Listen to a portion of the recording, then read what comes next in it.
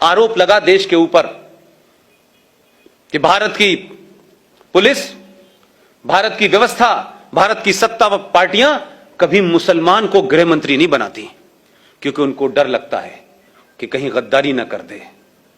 हमने कहा कि शायद ऐसा होता होगा, शायद यही वजह है 1989 में वीपी सिंह की सरकार में भारत का पहला मुसलमान गृह मंत्री बना 8 दिसंबर 1989 को, 89 को।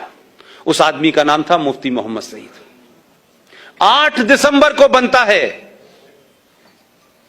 और 8 दिसंबर को और 19 जनवरी के बीच में भी महीना भी पूरा नहीं हुआ था, और 19 जनवरी को पूरे कश्मीर के अंदर से 5.5 लाख कश्मीरी हिंदू पंडितों को मार के, रेप करके, बच्चों को उछाल उछाल के मारा है।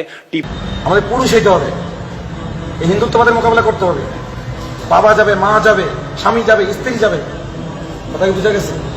আমাদের ধৈর্য ধরতে হবে, এই শোককে শক্তিতে পরিণত করতে হবে। ওরা রাম রাজত্ব প্রতিষ্ঠার জন্য এটা করতেছে না, ইনশাআল্লাহ ইসলামিক রাজত্ব হবে। ওরা যতটুকুর মধ্যে নিয়ত করছে খেলা শুরু করবে, ওরা শেষ করবে ইনশাআল্লাহ। আমরা সাহায্য আসবে উপর থেকে।